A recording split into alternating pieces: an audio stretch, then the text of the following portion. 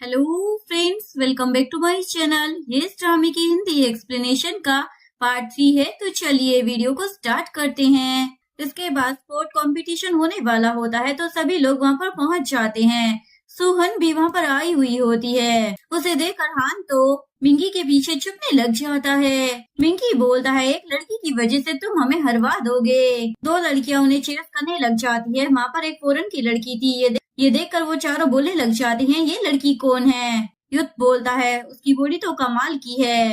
Kitchen बोलता है, खासकर उसके बूब्स। मंगू आकर बोलता है, तुमने ठीक कहा, उसके बूब्स तो कुछ ज्यादा ही बड़े हैं। उसके बाद ये चारों उसकी तरफ देखने लग जाते हैं।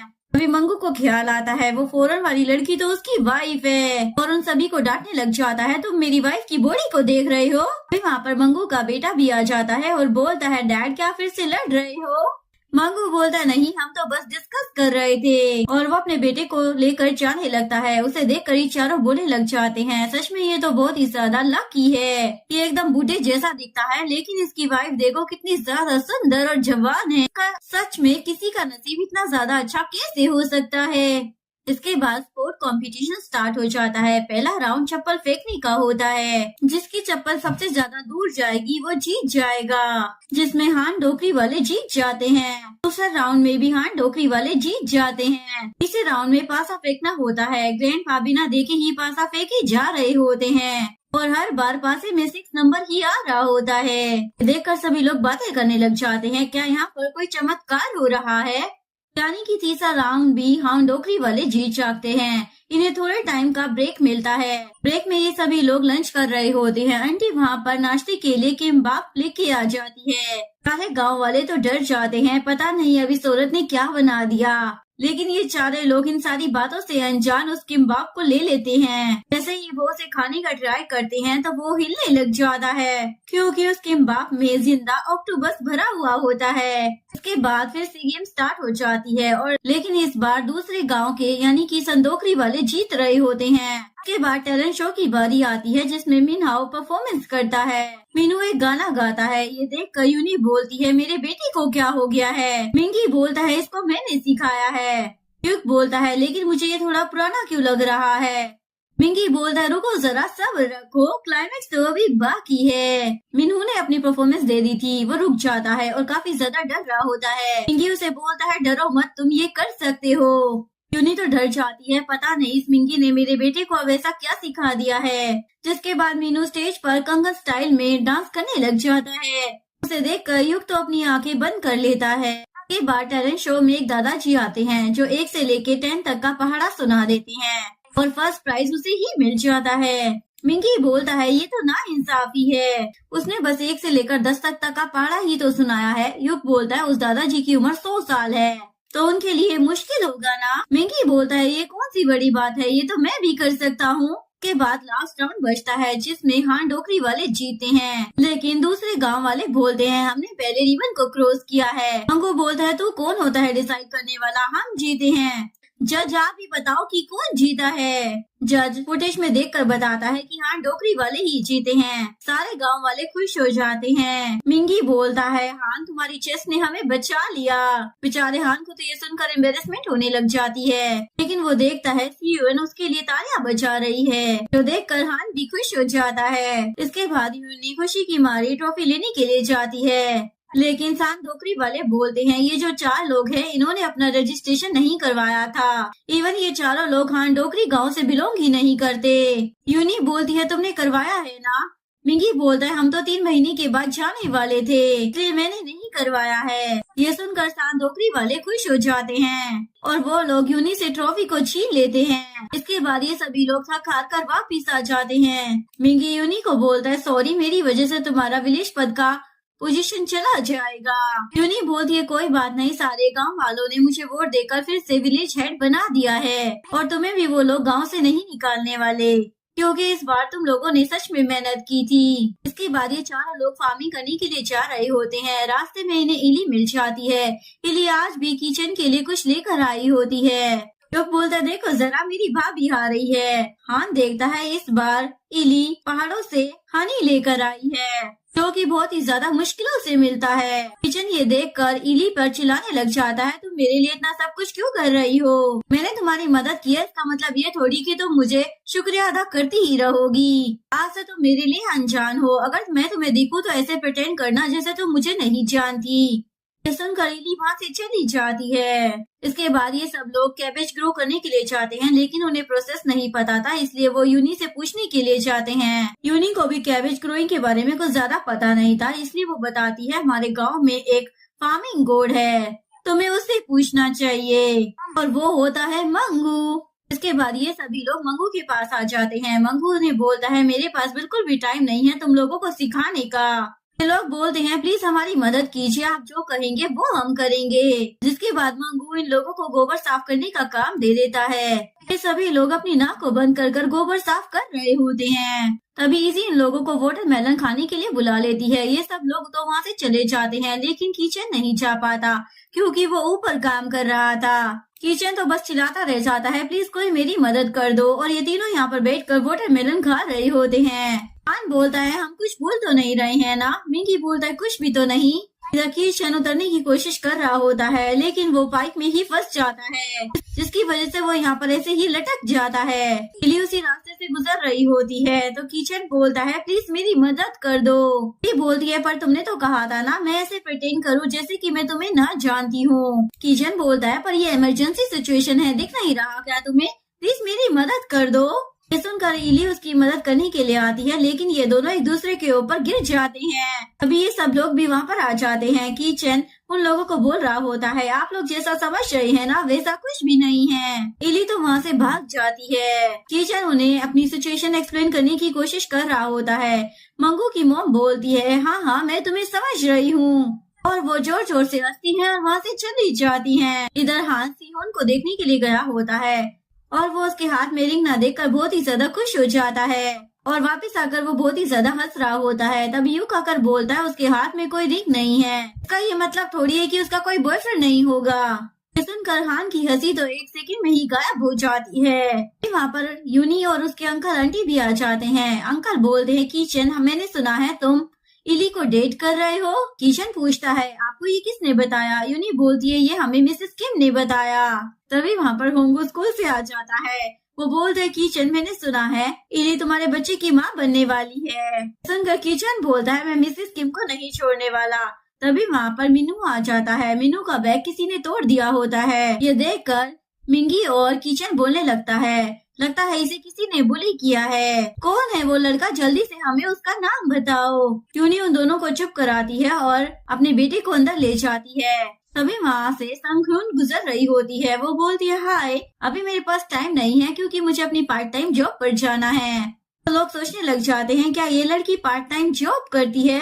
संगhyun की पार्ट टाइम जॉब दिखाई जाती है जो कि लाइव स्ट्रीमिंग का काम होता है। वो अपना हुलिया बदल कर लाइव स्ट्रीमिंग कर रही होती है जिसमें वो अपना नाम मार्टिना बताती है, लेकिन अचानक से उसके डैडी की वहाँ पर आ जाते हैं और वो उसकी विग निकाल देते हैं। वो सोचती है मेरा चेहरा तो सभी लोगों ने देख लिया होगा, और वो जल्दी से लाइव ब्रॉडकास्ट को रोक देती है। वो बहुत ही ज्यादा परेशान हो रही होती है, लोगों ने उसका असली चेहरा देख लिया है, इसलिए जब वो फ्यूचर में के-पॉप आइडल बनेगी तो क्या उसका स्कैंडल बन जाएगा। और वो साइड में आकर रोने लग जाती है। युक वहीं पर सो रहा होता है। वो उसे देखकर पूछता है क्या हुआ है, तो संगhyun उसे सारी बातें बता देती है। युक उसे ऐसी बातें बताता है जिसकी वजह से उसका कॉन्फिडेंस लेवल बढ़ जाता है। इवन संगhyun तो उसे पसंद भी करने लग जाती है। युक यूनी को देखने के लिए आता है। यूनी अपने बेटे का बैग सिलते हुए रो रही होती है और वो ऐसा करते ही सो जाती है। इसके बाद यूनी उसका बैग सिलने लग जाता है। वो सोती हुई यूनी को देखने लग जाता है और सोच रहा होता है इसे यहाँ पर ठंड लग जाएगी, इसलिए वो उसे उठाकर अंदर ले जाने वाला होता है, लेकिन गलती से उसे वहीं पर गिरा देता है। यूनी के सर पर चोट लग जाती है। वो बोलती है ये तुम क्या कर रहे थे? युक बोलता है तुम यहीं पर सो गई थी, मुझे लगा तुम्हें ठंड लग जाएगी इसलिए मैं तुम्हें उठाकर अंदर ले जा रहा था, पर मुझे नहीं मालूम था कि तुम इतनी ज्यादा भारी हो। तुम कम से कम 70 किलो की तो होगी ही। यूनी भी उस पर चिल्लाकर अंदर चली जाती है। अगले दिन ये सारे लोग मंगू का काम करते करते थक जाते हैं। अभी मिसेस किम वहाँ पर कॉन्स लेकर आती है तो ये लोग वहाँ पर चले जाते हैं। किचन बोलता है, मिसेस किम प्लीज आप मेरे बारे में अफवाह फैलाना बंद कर दीजिए। मिसेस किम बोलती है, मैंने तो कुछ भी नहीं कहा। किचन बोलता है, झूठ मत बोलिए, सभी लोग बोल रहे थे, हमने मिसेस किम से ये सुना। मिसेस किम बोलती है, वो सारे स्टूपिड हैं, मैंने उन लोगों को कहा था इस बात को सीक्रेट रखना। किशन बोलता है, मिसेस किम आपका दिमाग ठिकाने पर तो है ना, आपने ऐसा सोच भी कैसे लिया कि मैं उस इली को डेट करूंगा? वो एक इनलीगल एलियन है, ऊपर से कितनी ज्यादा अजीब भी है। देखो जरा, मेरा स्टैंडर्ड ना बहुत ही ज्यादा हाई है, ऐसी अजीब लड़कियों से तो मैं दूर ही रहता हूँ। इली भी उस रास्ते से गुजर रही होती है, उसने ये सारी बातें सुन ली होती है, फिर भी वो चुपचाप वहाँ से चली जाती है। ये सारे लोग किशन को डांटने लग जाते हैं, तुम अपनी जबान संभाल कर बात नहीं कर सकते हो क्या? बेचारी को कितना ज्यादा दुख हो रहा होगा। जिसके बाद किशन इली को आकर बोलता है, मैं तुम्हारे बारे में ये सारी बातें नहीं करना चाहता था। इली बोलती है, तुम्हें क्या फर्क पड़ता है, मुझे चाहे बुरा लगे या नहीं, मैं तो एक इलीगल एलियन हूँ ना। बोलकर वो सांप ढूंढने लग जाती है। किशन उसे बोलता है, मैं तुमसे बात कर रहा हूँ और तुम मेरी तरफ देख भी नहीं रही हो। तभी इली को सांप मिल जाता है और किशन उसे पकड़ लेता है। तभी सांप हवा में उड़ते हुए किशन के गले में आ जाता है और वो उसके होठ पर काट देता है। इली बोलती है, हमें जल्दी से जहर को निकालना होगा। ये बोलकर वो लिप टू लिप उस जहर को निकालने लग जाती है। तभी मिसेस किम उन दोनों को ऐसी हालत में देख लेती है। किशन बोलता है, मिसेस किम आप जैसा सोच रही है ना वैसा कुछ भी नहीं है। मिसेस किम बोलती है, तुम जो कर रहे थे वो करो, मैंने कुछ भी नहीं देखा। ये बोलकर वो जोर जोर से हंसती है और सबको बताने के लिए वहाँ से भाग जाती है। नेक्स्ट सीन में कुछ बच्चे मीनू को परेशान कर रहे होते हैं क्योंकि मीनू के डैड नहीं है। मिंगी मीनू को ऐसा सैड बैठा हुआ देख लेता है। मीनू उसे सारी बातें बता देता है कि कुछ बच्चे मुझे परेशान कर रहे हैं क्योंकि मेरे डैड नहीं हैं। मिंगी बोलता है, उसने तुम्हें बुली किया है ना, चलो हम मिलकर उसे सबक सिखाते हैं। किशन जैसे ही घर आता है, यूनी उसे बोलती है, मैंने सुना है तुमने इली को किस किया है। किशन बोलता है, भगवान वो आंटी कब अपना मुंह बंद करना सीखेगी। यूनी से पूछता है, क्या तुमने मेरे ग्लव्स देखे हैं? यूनी बोलती है, मैंने तो नहीं देखे, एक्चुअली में वो ग्लव्स मीनू के पास होते हैं। वो उस बच्चे से फाइट कर रहा होता है, वो उसे मार मार कर उसका चूरमा बना देता है। उसके बाद मिंकी उस मोटे लड़के को समझाकर वहाँ से भगा देता है। मीनू बोलता है, ये तो चीटिंग हुई ना, मैंने अपने हाथ में पत्थर रखकर उसे मारा था। मिंकी बोलता है, ये बात हम दोनों के बीच में सीक्रेट रहनी चाहिए, खासकर ये बात तुम अपनी मोम को बिल्कुल भी मत बताना। अगले सीन में ये दोनों घर वापिस आ जाते हैं। यूनी अपने बेटे का ऐसा हाल देखकर सारी बातें समझ जाती है। वो मिंकी को डांटने लग जाती है, तुम हमारे मामले में क्यों पड़ रहे हो, मैंने तुम्हें कहा था ना तुम मेरे बेटे से दूर रहना, ऐसा कर कर तुम मेरे बेटे को बिगाड़ रहे हो। वो बोलता है, क्या कहा, मैं तुम्हारे बेटे को बिगाड़ रहा हूँ? इसे सेल्फ डिफेंस कहते हैं। उसके फादर नहीं है तो इसमें क्या उस छोटे बच्चे की गलती है? सारे बच्चे उसे बुली करते हैं तो उसे इतना तो आना ही चाहिए ना, ताकि वो अपने आप को प्रोटेक्ट कर सके। तुम उसकी मोम हो तो एटलीस्ट तुम्हें तो उसका साइड लेना चाहिए, पर तुम तो इस सिचुएशन का सामना करने की बजाय भागना पसंद करती हो। बाद यूनी अपने बेटे से आकर सारी बातें पूछती है, वो सब कुछ बता देता है। और बोलता है, मैं उस मोटू बच्चे से लड़ा भी था। यूनी बोलती है, वो तो इतना हट्टा करता है, तुम उससे जीत कैसे गए? तो मीनू उसे अपने सीक्रेट वेपन के बारे में बता देता है। ये सुनकर यूनी को बहुत ही ज्यादा गुस्सा आता है। वो सीधा मिंकी के पास आती है और उसे किक मारती है। अगले दिन गांव वालों की एक मीटिंग होती है। यूनी बताती है, संदूक की ब्लाइंड डेट फिक्स हो गई है। मिंकी बोलता है, बस इतनी सी बात के लिए तुमने यहाँ पर मीटिंग रखवा दी। मिसेस किम बोलती है, संदूक हमारे गांव का एक लौता कवारा है जिसकी उम्र 32 साल है। सिंदूक बोलता है, बस भी करो, मुझे शादी में कोई इंटरेस्ट नहीं है। तभी कोई उसे फोटो दिखाता है तो वो तुरंत मान जाता है। इसके बाद ये चारों जैसे ही घर आते हैं तो फिर से रामयान बना होता है। मिंकी बोलता है, क्या फिर से रामयान? क्या तुम लोग रामयान का एडवर्टाइजमेंट कर रहे हो? यूनी बोलती है, खाना है तो खाओ वरना रहने दो। इसके बाद ये सभी लोग सिंधु के घर पर जाते हैं और उसे ब्लाइंड डेट की प्रैक्टिस करवा रहे होते हैं और वो अपना पिछवाड़ा खुजाने लग जाता है। ये सभी लोग उसे सुनाने लग जाते हैं, तुम एक लड़की के साथ ब्लाइंड डेट पर जा रहे हो तो भला तुम अपना पिछवाड़ा कैसे खुजा सकते हो? सिंधु बोलता है, जब मुझे खुजली हो रही है तो भला मैं क्या करता? आन बोलता है, अगर इसी तरीके का रवैया रहा ना तो तुम जिंदगी भर तुम कवारे ही रहोगे। अगले दिन सिंधु सियोल में ब्लाइंड डेट पर जाने वाला था तो उसकी मोम उसे टीका लगाकर भेज देती है। ग्रैंडपा आकर उन चारों को बोलते हैं, क्या तुम लोगों को बादाम खाने हैं? तो ये लोग मुठिया भरकर बादाम खाने लग जाते हैं। किशन पूछता है क्या आप बादाम की खेती करते हो? ग्रैंडपा बोलते नहीं, मैं ये चॉकलेट खाता हूँ, मेरे दांत नहीं है ना, इसलिए मैं ये सारे बादाम इसमें इकट्ठा करता रहता हूँ। ये सुनकर वो सारे बादाम थूक देते हैं। सिंदूक जब वहाँ से जा रहा होता है तभी वो देखता है उसकी एक्स गर्लफ्रेंड मियंक गाँव में वापस आ गई है। सिंदूक उससे पूछता है तुम यहाँ पर रहने के लिए आई हो क्या, और तुम्हारा हस्बैंड कहाँ पर है? मियंक बोलती है मेरा तो डिवोर्स हो चुका है। वैसे तुमने शादी कर ली क्या? तुम्हारा कोई बच्चा भी है क्या? लेकिन सिंदूक उसे कुछ भी नहीं कह पाता। तभी उसकी मोम वहाँ पर आ जाती है और बोलती है तुम अभी तक नहीं गए। उनकी नजर मियंक पर जाती है। वो बोलती है चुड़ैल कहीं की, तुम यहाँ पर फिर से टपक गई। मेरी वजह से मेरा सिंदूक आज तक कुंवारा है। तू यहाँ पर फिर से क्या करने के लिए आई है? मियंक बोलती है क्या तुमने अभी तक शादी नहीं की है? ये चारों लोग भी दूर से ये नजारा देख रहे होते हैं। इसके बाद ये चारों काम पर आ जाते हैं और इसी बारे में बात कर रहे होते हैं। मिसेस किम बोलती है तुम्हें जानना है कि सिंदूक के साथ क्या हुआ था? मैं तुम्हें बता दूंगी पर तुम्हें इस बात को सीक्रेट रखना होगा। उसके बाद वो उन दोनों की लव स्टोरी के बारे में बताने लग जाती है। सिंदूक और मियंक एक दूसरे को बहुत ही ज्यादा पसंद करते थे, लेकिन मियंक को कॉलेज जाना था पर उसके पास इतने ज्यादा पैसे नहीं थे कि वो कॉलेज की फीस को अफोर्ड कर सके। सिंदूक उसे बोलता है खर्चे की चिंता तुम मत करो, वो सारा मैं चुका दूंगा और उसके बदले में तुम मुझे किस दे दो। दूर से मंगू ये सब कुछ देख रहा होता है। उसके बाद मियंक का सिलेक्शन यूनिवर्सिटी में हो जाता है और वो सियोल जाने लगती है, जिसके बाद ये दोनों बिछड़ जाते हैं। उसके बाद सिंदूक बहुत ज्यादा मेहनत कर पैसे कमाता है और उन सारे पैसों को लेकर वो सियोल चला जाता है। सियोल आकर देखता है मियंक तो किसी और के साथ आशिकी लड़ा रही है। ये लोग बोलते हैं अच्छा उसका ब्रेकअप हो गया था इसलिए वो इतनी ज्यादा ड्रिंक करता है। मिसेस किम बोलती है नहीं, जब वो एलिमेंट्री स्कूल में था तब से ही वो ड्रिंक करता है। बाद ये सभी लोग घर वापस आ जाते हैं। यूनी के पैर में चोट लगी थी लेकिन उसे नेक्स्ट डे वेजिटेबल बेचने के लिए सियोल जाना था, तो मिंगी उसका ड्राइवर बनने के लिए तैयार हो जाता है। इसके बाद जैसे ये लोग खाने के लिए बैठते हैं तो आंटी बोलती है आज मैंने मोज़रेला ट्रू बनाया है। मिंगी जैसे ही उसे टेस्ट करता है तो बोलता है मानो किसी ने पानी के साथ जहर मिला दिया हो। किचन बोलता है ये भगवान, ये तो इंसानों का खाना ही नहीं है।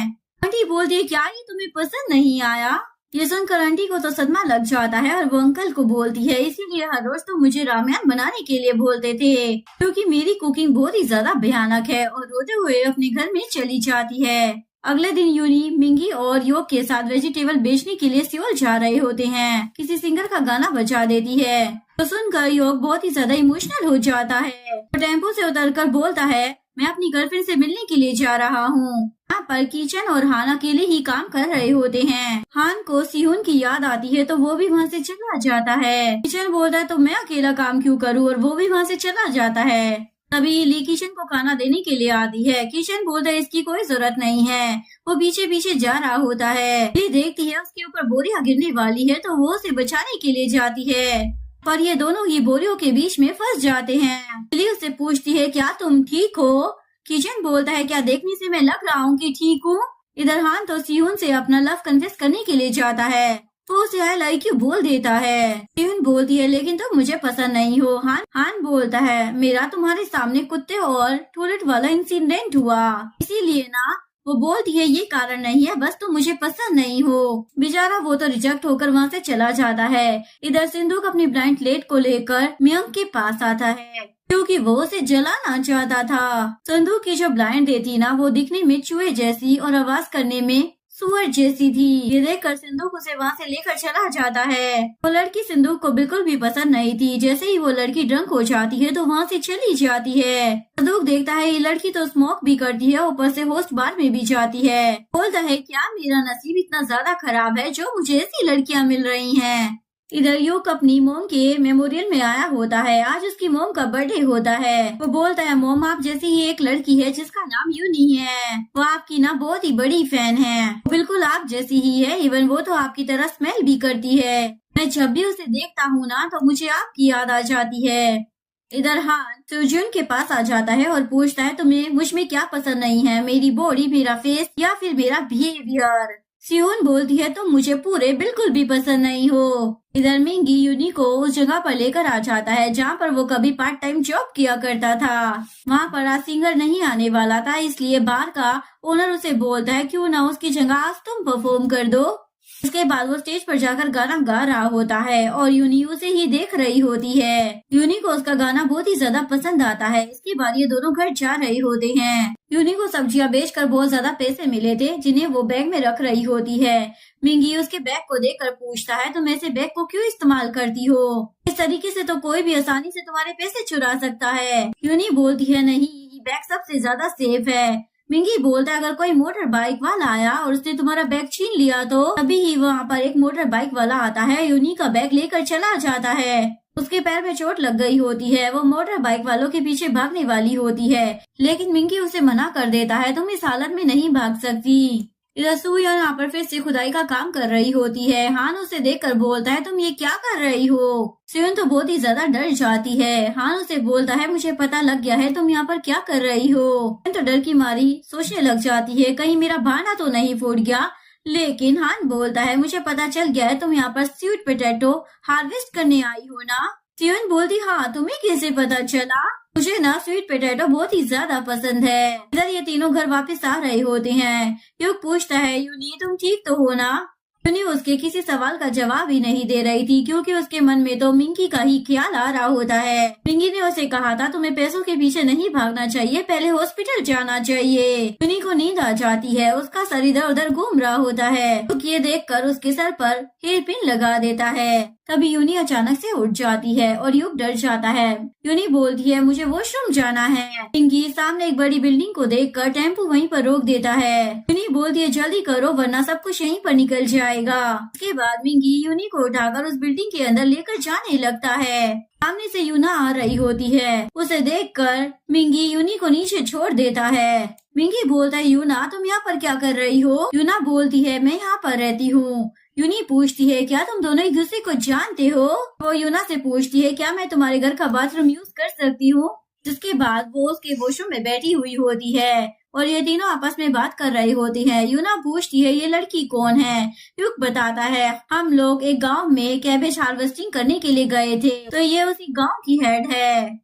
इवन ये लड़की तो मिंगी का पहला प्यार भी है। मिंगी बोलता है, वो मेरा पहला प्यार थी लेकिन अब नहीं है, अब तो बस वो पागल सी लड़की है। यूनी ने ये सारी बातें सुन ली होती है। उसे काफी ज्यादा बुरा लग रहा होता है, लेकिन फिर भी वो हिम्मत कर यूना के पास आती है और उसे मिंगी की सारी हरकतों के बारे में बताने लग जाती है। उसके बाद मिंगी उसे साइड में ले जाता है और उसे बोलता है, क्या तुम उसके सामने मेरी पोल पट्टी खोलना चाहती हो?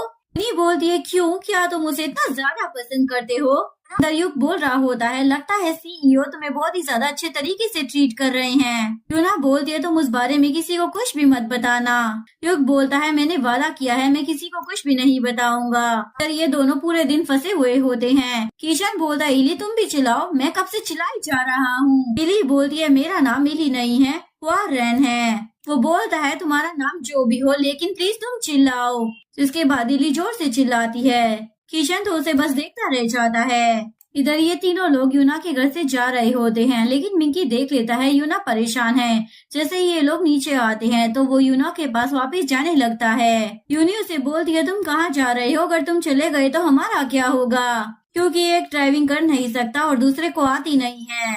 अगले सीन में युग ड्राइविंग कर रहा होता है, क्योंकि यूनी के दोनों पैर में चोट लगी हुई थी। यूनी उसे इंस्ट्रक्शन दे रही होती है, लेकिन युग कितनी ज्यादा धीमे गाड़ी चला रहा होता है कि उनके पीछे जाम लग जाता है। सारे लोग उसे गालियां दे रहे होते हैं, जल्दी से यहाँ से दफा हो जाओ। यूनी उसे बोलती है, तुम क्या कर रहे हो? जल्दी से एक्सीलेटर दबाओ। जिसके बाद वो इतनी तेज ड्राइविंग करता है कि वहाँ पर एक एक्सीडेंट ही हो जाता है। यूनी तो उसे डांटने लग जाती है, तुम इतने बड़े हो गए हो लेकिन अभी तक तुम्हें ड्राइविंग नहीं आती है। युग बोलता है, मेरे पास एक आइडिया है। जिसके बाद वो दोनों एक ड्राइवर को बुलाकर अपने गांव वापस जा रहे होते हैं। ड्राइवर बोलता है, मैडम आपका हस्बैंड तो एकदम हट्टा खट्टा नौजवान है, फिर भी उसे ड्राइविंग नहीं आती। वो बोलती है, मैं प्रेग्नेंट हूँ और हमारे पास इतने पैसे भी नहीं हैं। ये सुनकर ड्राइवर तो उसे 50,000 बोन का डिस्काउंट दे देता है। सुनकर वो तो बहुत ही ज्यादा खुश हो जाती है। घर छोड़ने के बाद ड्राइवर युग को बोलता है, तुम अपनी वाइफ का अच्छे से ध्यान रखना। अगले दिन युग खान से पूछता है, ये किचन कहाँ पर चला गया? उसे बोलता है, पता नहीं, कल से गायब है। वहाँ पर संचियोल आ जाती है। वो तो युग को बड़े अच्छे से ट्रीट कर रही होती है। खान बोलता है, क्या कल रात मिंकी पूरी रात यूना के घर पर रुका? क्या वो कोई स्कैंडल में फंसना चाहता है? मोंगो बोलता है, क्या तुम लोग सुपरस्टार यूना की बात कर रहे हो? युग बोलता है, हाँ हाँ वही सुपरस्टार यूना, तुम्हारी बहन तो वहाँ पर वॉशरूम भी कर आई है। होंगू यूनी से पूछता है यूना कैसी है, क्या वो बहुत ही ज्यादा ब्यूटीफुल है। वो बोलती है बिल्कुल भी नहीं, वो तो बस टीवी में ही अच्छी दिखती है। दोनों बोलने लग जाते हैं लड़कियां हमेशा दूसरी लड़कियों को देखकर जला करती हैं। तभी वहाँ पर मिंकी आ जाता है। उसे बहुत ही ज्यादा भूख लगी होती है, लेकिन यूनी उसे खाने में कुछ नहीं देती क्योंकि वो यूना की वजह से जेलस थी। इसके बाद ये तीनों फार्म में काम करने के लिए जा रहे होते हैं। तभी मिसेस किम आकर पूछती है क्या तुमने एली को देखा, कल रात से वो गायब है। आन बोलता है किचन भी कल रात से ही गायब है। फिर मिंकी की नजर वहाँ पर जाती है, जिसके बाद ये सभी लोग वहाँ पर आ जाते हैं। यहाँ पर किचन और एली सो रहे होते हैं। अभी किचन की आंखें खुल जाती है। वो मिसेस किम को देखकर बोलता है देखो जरा ये एक एक्सीडेंट था, आपको गलतफहमी हो रही है। जिसके बाद ये तीनों उसकी मदद कर देते हैं। मिसेस किम बोलती है इन दोनों का तो यहाँ पर हॉट लक चल रहा था। उसके बाद वो जोर जोर से हंसती है और सभी को बताने के लिए भाग जाती है। किचन बोलता है कोई तो उस आंटी को रोक दो। हान बोलता है देखो अब तुम बहाना मत बनाओ, तुम रंगे हाथों इली के साथ पकड़े गए हो। युग बोलता है सही कहा, तुम्हें एक अच्छा बहाना मारना चाहिए था। किशन बोलता है तुम्हें क्या मैं इतना ज्यादा स्मार्ट लगता हूँ, मेरा आईक्यू लेवल सिर्फ 2 डिजिट का ही है। इधर मियांग अपनी बेटी को स्कूल में लेकर आई होती है, लेकिन उसकी बेटी इस बेकार से स्कूल में पढ़ना ही नहीं चाहती थी, इसलिए वो गुस्सा कर वहाँ से चली जाती है। यंग भी वहाँ से जाने लगती है, पर रास्ते में उसे सिंदूक मिल जाता है। सिंदूक सुसु कर रहा होता है, ये देखकर वो जाने लगता है, लेकिन मियांग को नहीं पता था, इसलिए वो उसके पास आ रही होती है। संदूक उससे दूर भाग रहा होता है, लेकिन मियांग तो उसके और भी ज्यादा करीब आ रही होती है। उसके बाद उसे पता लग जाता है कि संदूक क्या कर रहा था, इसलिए वो रुक जाती है। इसके बाद वो लीव्स को देखकर बोलती है जब हम दोनों एक दूसरे को डेट कर रहे थे तो बारिश हुई थी, उससे बचने के लिए हम दोनों तारों लीव्स के अंदर ही छुपे थे। मुझे वो बात आज भी याद है। लेकिन सिंदूक बोलता है मुझे वो बात याद नहीं है, मैं सब कुछ भूल चुका हूँ। हम दोनों को अलग हुए 17 साल हो चुके हैं, पर तुम तो ऐसे एक्ट कर रही हो जैसे कि कुछ भी नहीं हुआ था। तुमने मुझे एक अमीर इंसान के लिए छोड़ दिया था। अभी संतू की नजर अपनी मोम पर पड़ जाती है, इसलिए वो डर की मारी मियांग को लेकर छुप जाता है। इधर अंकल को कोई इमरजेंसी आ जाती है तो वो सिंदूक की मोम को पहले ही जाने के लिए बोल देते हैं। ये दोनों तारों लीव्स के अंदर छुप जाते हैं और आज भी बारिश हो जाती है, पर पानी की नहीं सूसू की। इसके बाद अंकल घर पर आ जाते हैं, लेकिन उनकी वाइफ तो अभी भी मुंह फुलाकर बैठी हुई होती है और वो खाना पीना भी अंकल से ही मंगवा रही होती है, क्योंकि उन्होंने रूम से बाहर न जाने का संकल्प ले लिया था। इधर यून ही गाय को चारा खिलाने के लिए जाती है, तभी युक उसके पीछे वहाँ पर आ जाता है। वो बोलता है मुझे यहाँ पर हर्बल टोनिक की स्मेल आ रही है। यूनी बोलता है ठीक कहा, हम गाय को चारे में ये खिलाते हैं। युक देखता है अभी तक यूनी ने उसकी हेयर पिन को पहना हुआ है, तो वो बहुत ही ज्यादा खुश हो जाता है। ये हेयर पिन ना बहुत ही ज्यादा अच्छी लग रही है तुम पर, जिसने भी तुम्हें ये दी होगी उसका दिल भी बहुत ही ज्यादा अच्छा होगा। यूनी पूछती है क्या ये हेयर पिन तुमने मुझे दी है, वैसे तुमने मुझे ये क्यों दी है। युक उसके करीब आकर पूछता है क्या तुम्हें सच में नहीं पता मैंने तुम्हें ये हेयर पिन क्यों दी है। यूनी बोलती है भला मुझे कैसे मालूम। वो बोलता है जब एक लड़का एक लड़की को गिफ्ट देता है तो इसका क्या मतलब होता है, और मैं तो तुम्हारा हस्बैंड हूँ। यूनी बोलती है मजाक करना बंद करो, मैं तुम्हारा सर फोड़ दूंगी। इसके बाद यूनी अपने घर पर आ जाती है। जैसे ही वो अपना लैपटॉप ऑन करती है तो उसमें उसके एक्स बॉयफ्रेंड की न्यूज आ रही होती है। वो अपने एक्स बॉयफ्रेंड को देखकर बहुत ही ज्यादा सैड हो जाती है और अकेले ही बैठकर सोजो पी रही होती है। मिंकी उसे सैड देखकर उसके पास आ जाता है और उसके साथ ड्रिंक करने लग जाता है, लेकिन तभी वो एक ग्रास होपर को देखकर डरने लग जाता है और यूनी उस ग्रास होपर को भगा देती है। ये दोनों एक दूसरे के कुछ ज्यादा ही करीब हो जाते हैं। तभी युक आकर बोलता है तुम अपने हस्बैंड के होते हुए किसी और के साथ अफेयर कैसे चला सकती हो। यूनी बोलती है क्या तुम मजाक करना बंद करोगे। इसके बाद ये तीनों बैठकर ही पी रहे होते हैं। मिंकी बोलता है ये स्टार्स कितने ज्यादा सुंदर है ना। ये सुनकर युग तो यूनी को देखने लग जाता है और यूनी मिंकी को देख रही होती है और मिंकी तो स्टार को देख रहा था। अगर आपको वीडियो अच्छी लगी हो तो प्लीज वीडियो को लाइक करें, चैनल को सब्सक्राइब करें, न्यू अपडेट्स के लिए बेल आइकन का बटन प्रेस करें। मिलते हैं नेक्स्ट वीडियो के साथ, तब तक के लिए सारांगे, बाय बाय।